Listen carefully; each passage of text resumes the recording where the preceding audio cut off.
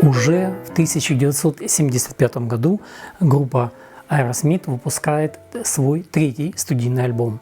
Он назывался Toys in the Attic – «Игрушки на чердаке». Этот альбом считается в карьере группы переломным.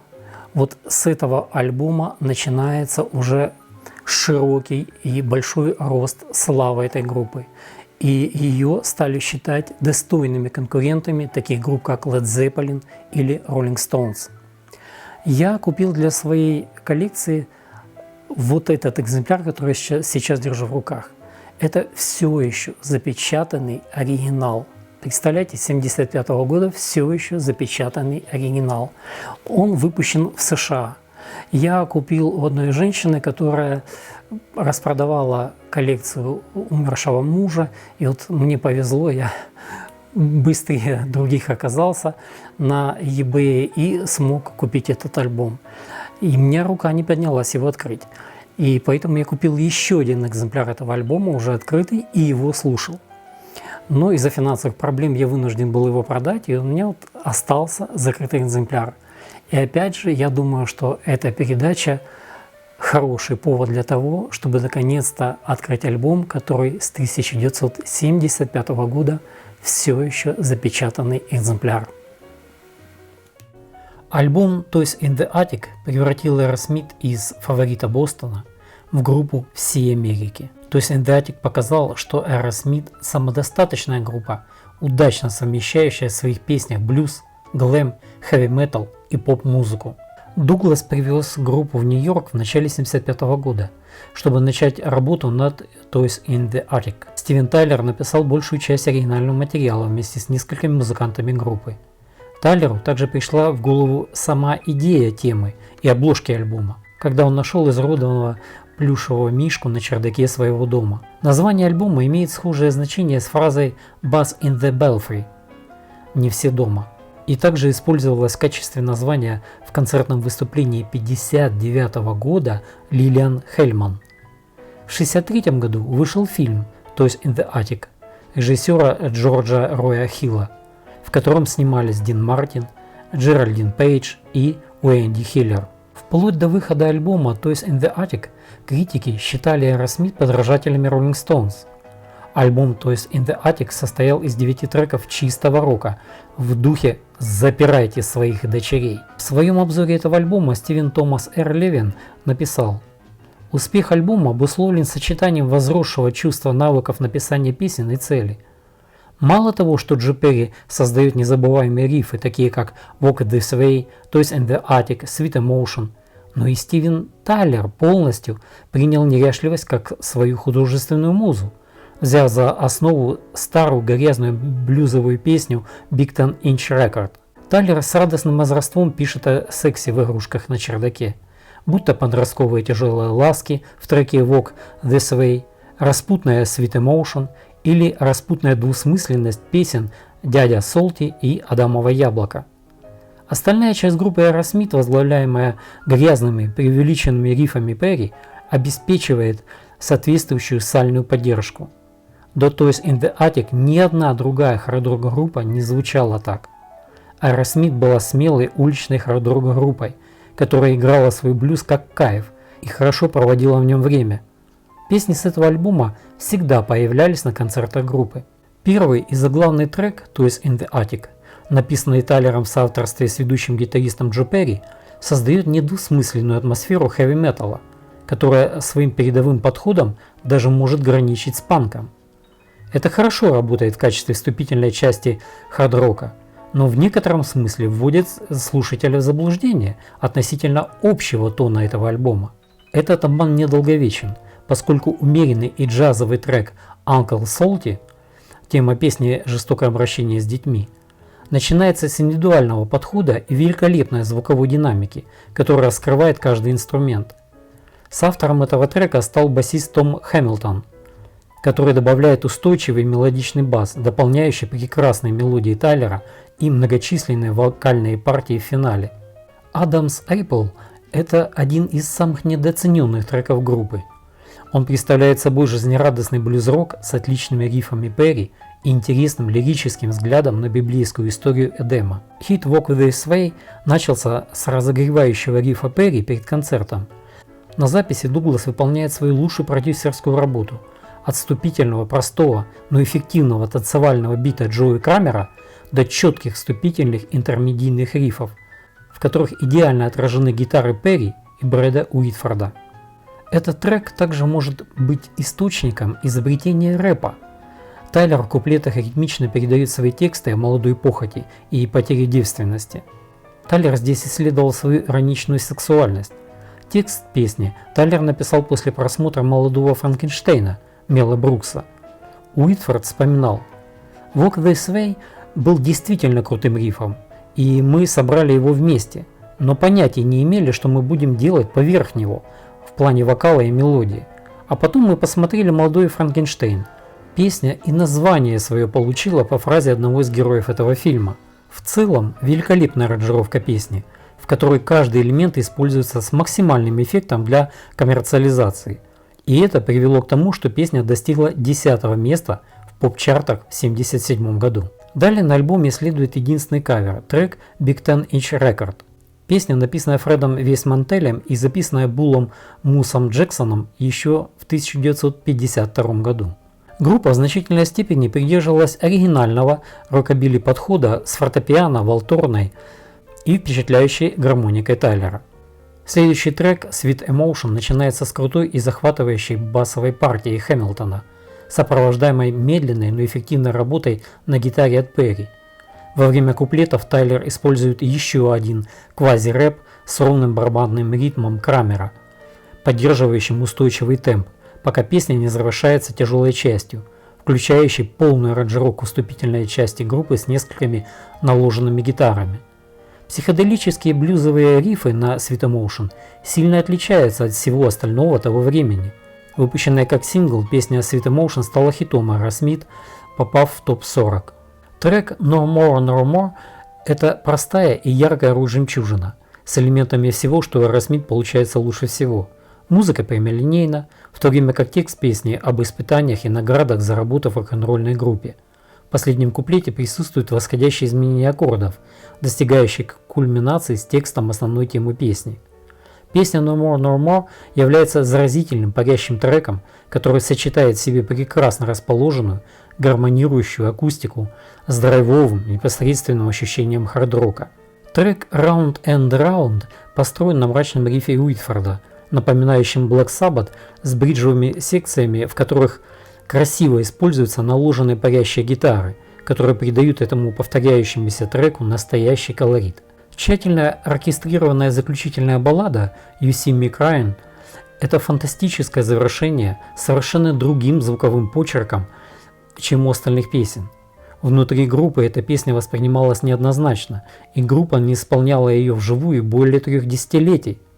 Тем не менее, эта многослойная фортепианная баллада является потрясающим завершением альбома с меланхоличным тоном, но с оживленной музыкой. Эти последние 2 трека альбома не стали популярными на радио или концертах, но они стали фаворитами у фанатов группы. Том Хэмилтон вспоминал о времени записи альбома: «Мы хотели сделать что-то, что, по нашему мнению, могло бы выдержать испытанием временем. То есть In the Attic была первой пластинкой, на которой мы почувствовали, что эта пластинка действительно потрясающая. На этом альбоме группа впервые почувствовала себя звездами и научилась записывать пластинки и пользоваться студией». Ритм-гитарист группы Брэд Уитфорд говорил об этом альбоме: «Без сомнения, это один из лучших наших альбомов за всю историю. Я просто очень горжусь этой пластинкой и тем, что мы сделали. Все это было просто классным опытом, начиная с подготовки к производству и заканчивая трекингом и сведением. Такие пластинки сейчас делают только молодые ребята». Джои Крамер, барабанщик, говорил об этом альбоме: «Это был один из многих альбомов, которые мы записали Джеком Дугласом. И он делает все весело. Он всегда готов опробовать чьи-то идеи и довести их до конца, посмотреть, сработает это или нет. А когда вам что-то нравится, это перестает быть работой. Джо Перри, ведущий гитарист и вокалист, говорил об этом альбоме так: «Мы весело проводили время в студии, придумывая разные песни, которые нас заводили. Мы немного изменили ситуацию, чтобы нам не было скучно. По крайней мере, нам тогда так казалось. Нас нельзя было отнести к группе, играющей определенный рок-н-ролл». Джои Крамер впоследствии объяснял: «Мы всегда слушали Deep Purple, Джеффа Бека и Led Zeppelin. И быть отнесенными к той же категории, что и они сегодня, это очень лестно. Я никогда не считал нас группой такого уровня. Но очевидно, так оно и есть». Уитфорд вспоминал: «Мы вошли в ритм, которого раньше не испытывали. Джек Дуглас сыграл в этом важную роль и придумал нашу собственную формулу объединения всего этого. И казалось, мы добились хорошего, позитивного шага. Джек был хорош для положительного подкрепления. Он был как тренер. Это хорошо, продолжайте, работай, работай». Это было весело. В то время Джо Перри и вокалист Стивен Тайлер стали известны как «токсичные близнецы» из-за их печально известных заядлых вечеринок и употребления наркотиков. Заядлые торговцы наркотиками следовали за группой Aerosmith по всей стране, зная, что количество клиентов будет неограниченным. Группа Aerosmith в те дни получила прозвище «Синяя армия», названная так в честь, казалось бы, бесконечного количества подростков в зале, одетых в джинсовые синие куртки и синие джинсы. Альбом «Игрушки на чердаке» достиг 11 места в чартах США и с момента выпуска стал 8 раз платиновым. В 2003 году альбом занял 228 место в списке журнала Rolling Stone 500 величайших рок-альбомов всех времен. Группа Aerosmith продолжала выпускать по одному студийному альбому в год. И в 1976 году группа выпускает свой очередной студийный альбом под названием «Rocks». Я для своей коллекции купил оригинал этого альбома, выпущенный в Великобритании. Единственное, что о чем я жалею, что на этом экземпляре стоит ценник. Вот надавал бы по рукам тем продавцам, которые клеили на обложку, прямо на обложку альбома, клеили ценники, которые потом, к сожалению, невозможно снять без повреждения поверхности обложки. Альбом «Rocks», по мнению многих поклонников, критиков и коллег-музыкантов, был также одним из основных результатов творчества группы. Оба альбома, то есть In the Attic и Rocks, пользуются уважением у любителей хард-рока. Гитарист Джо Перри также вспоминал: «Нет сомнений в том, что мы употребляли много наркотиков к тому времени, но все, что мы делали, работало на нас». Несмотря на рост потребления тяжелых наркотиков среди участников группы, Aerosmith выпустили превосходное продолжение своего шедевра, то есть In the Attic, классический альбом Rocks. Как сказал один музыкальный обозреватель, лишь немногие альбомы получили столь уместное название, как альбом группы Aerosmith 1976 года Rocks. Многие поклонники группы считают, что из всех альбомов именно альбом Rocks лучше всех справился с задачей передать дух Aerosmith в их самом грубом и роковом исполнении. Rocks на сегодняшний день является самым сплоченным альбомом Aerosmith. Это солидный сверху донизу, настоящий джем со смесью плотных рифов, импровизированных соло. Продюсирование одновременно чистое и плотное, а общий звук по-прежнему свеж для слушателей десятилетия спустя. Содержание песен альбома варьируется от тоски и ностальгии до более мрачных вещей, надвигающейся гибели и смерти. Есть и тема прославления рок-н-ролльного образа жизни в целом. Музыка включает в себя сильный вклад и участие каждого участника группы, а композиции написаны 4 разными авторами песен. Альбом открывается треком «Back in the Saddle» – «Снова в седле», ставшим хитом. Этот трек задает тон всему альбому. Песня начинается с драматического развития, а затем уступает место сдержанному основному рифу соло-гитарой Джо Перри. Трек содержит двойную лирику с ковбойским влиянием, дополненную звуковыми эффектами, соответствующими настроению, и кричащим припевом вокалиста Стива Тайлера. Для записи вокала в этой песне использовался микрофон другого типа. Микрофон находился далеко от Стивена и мог слышать его кричащий вокал, поэтому крики звучали громко, но не подавляюще. Главный риф к этой песне был написан Джо Перри на шестиструнной бас-гитаре, когда он находился на полу отеля под действием героина. На самом деле в этой песне он играет на шестиструнном басу, который он любил называть ведущим басом, в то время как Том Хэмилтон по-прежнему играет на обычной бас-гитаре. В этой песне есть несколько действительно отличных рифов, которые придают песне оттенок Дикого Запада. Однажды Тейлор прикрепил бубны к ковбойским сапогам в студии и наступал на деревянную доску, чтобы получить ковбойский звук.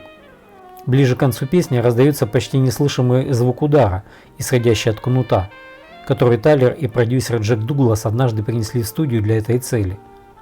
Эта песня является одной из самых тяжелых на альбоме, наряду с Rat in the Cellar. Rat in the Cellar, крысы в подвале, песня, граничащая с хэви-металом, но с приятным блюзовым соло Тайлера на губной гармошке. Песня вдохновлена смертью торговца наркотиками группы, и ее следует воспринимать как мрачное предназнаменование. Следующая песня – хит Last Child. Она была написана Тайлером в соавторстве с гитаристом Брэдом Уитфордом и представляет собой очень веселую песню. На этом треке сыграл на банджо приглашенный гость Пол Престопино. Этот трек – отличный пример хип-хоп-рока, который группа сформулировала в середине 70-х. Эта песня была написана в Horror House в Уолтеме, штат Массачусетс, где Брэд возился с некоторыми рифами, а Стивен играл на барабанах. Припев песни имеет довольно красивое звучание, хотя и очень простой. В нем Стивен поет слова «Дом, милый дом».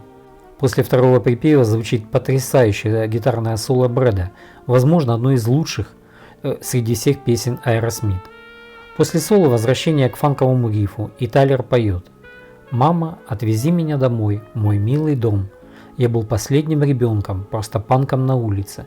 Я был последним ребенком, просто панком на улице».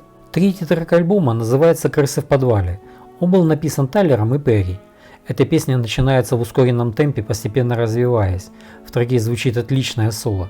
Переходя от одного рифа к другому, песня в кульминации мощно и драматически заканчивается. Rat in the Cellar – это отличная рок-песня, которая, возможно, оказала влияние на поджанр трэш-металла. Трек Combination включает в себя двойной вокал Перри и Тайлера с некоторыми приятными инструментальными партиями. Джо Перри утверждал, что это его первая песня в качестве ведущего вокалиста, хотя она звучит так, как будто он вместе со Стивеном прокричал ее во всем протяжении. Эта песня явно недооценена, своего рода игнорируемая, хотя имеет отличную мелодию. На протяжении всей песни есть несколько действительно отличных рифов. Вторая сторона альбома открывается треком Sick as a Dog – «Больной как собака».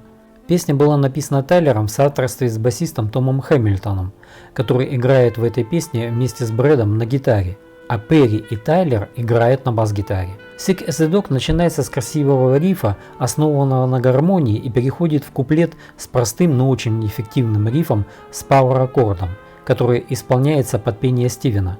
Далее припев, после него следует короткая, но аккуратная гитарная партия, а затем песня возвращается к куплету. После второго припева тональность песни меняется, и появляется гитарное соло Брэда, которое звучит так, будто гармонирует с очень тихой акустической гитарой, снова и снова играющей на заднем плане. Есть здесь и небольшая тихая интерлюдия, в которой куплет играет одна гитара и нет баса. Как только наступила интерлюдия, и бас на короткое время исчез. Джо Перри передал бас Стивену, а сам взял гитару, чтобы сыграть финальное соло. В итоге Том, Брэд и Джо играют на гитарах, а Стивен играет на бас-гитаре. Следующую песню на альбоме Nobody Fault «Никто не виноват» часто называют лучшим треком альбома. Это действительно великолепная песня с фантастическим припевом и поэтичным, хотя и апокалиптическим текстом. Песня посвящена землетрясениям из-за недавнего землетрясения, которое произошло в Калифорнии перед тем, как Стивен написал эту песню. Эта тяжелая, почти металлическая песня была написана Тайлером в соавторстве с Брэдом Уитфордом. В этой песне есть несколько разных тем по звучанию. Большая часть песни звучит довольно сердито, но затем Стивен поет «Извини, мне очень жаль, не извиняйся». И это звучит немного спокойнее. В песне поется «Святые земли тонут, птицы взлетают в небо, все вонючие пророки пьяны, и я знаю причину, почему». Припев довольно длинный и состоит из нескольких элементов, включая повторение «Sorry». После второго припева есть еще одно потрясающее гитарное соло. Песня также имеет грув, почти напоминающий Black Sabbath. гитарные треки создают поистине неповторимую атмосферу. Фактически Брэд написал для этой песни все гитарные партии. Джои также сказал, что по его мнению в этой песне была одна из его лучших барабанных партий. Aerosmith начали исполнять эту песню на своих концертах и впервые исполнили ее в Японии во время тура Nine Lives спустя 20 лет после записи этой песни. Следующий трек Get the Lead Out, выходи вперед, авторство Тайлера и Перри. Эта песня начинается с того, что гитара играет потрясающий риф, затем вступают барабаны и вторая гитара, кажется, дублирует первую на протяжении большей части песни, пока не начинается соло. Эту песню часто играли в 70-х. Текст Тайлера в этой песне довольно запоминающийся, хотя в нем и нет ничего особенного. Это действительно хорошая джем-песня. Примерно в середине песни Стивен начинает играть на губной гармошке, и тут раздается удар по колокольчику. В целом это отличная песня с действительно хорошими соло. Песня Lick and a Promise посвящена рок-поклонницам и в более общем смысле рок-аудитории.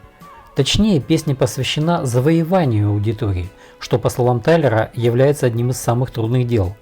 Это, наверное, еще одна песня с запоминающимся текстом. Попсовые гитарные рифы продолжаются на протяжении всей песни. Они прекрасно звучат. Ближе к концу песни есть момент, где кажется, что кричит толпа зрителей.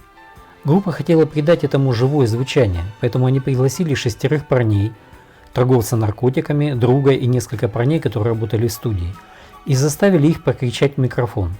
У них была технология, позволяющая 6 парням звучать так, как будто это 2000 человек.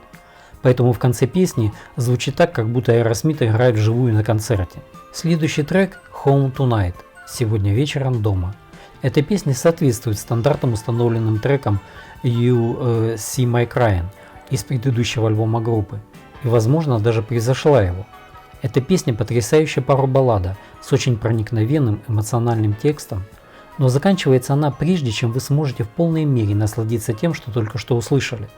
Песня начинается с очень приятного звучания гитарного соло и затем возвращается к пению. Кажется, что песня становится немного более напряженной, но она затихает. У этой песни есть один недостаток. Она короткая. 3 минуты 15 секунд. Очень хорошая баллада. В 2003 году альбом Rocks занял 176 место в списке 500 величайших альбомов всех времен по версии журнала Rolling Stone. До сих пор его считают самым тяжелым альбомом группы, а многие и самым сильным альбомом Aerosmith. Альбом оказал влияние на многих исполнителей хард-рока и хэви-метал, в том числе и на такие группы, как Guns N' Roses и Metallica. Альбом имел большой коммерческий успех, 3 сингла, выпущенные с альбома, попали в Billboard Hot 100, 2 из которых достигли в топ-40, это треки Back in the Saddle и Last Child. Альбом был одним из первых альбомов у группы Aerosmith, который получил платину сразу после выпуска. С тех пор альбом уже 4 становился платиновым.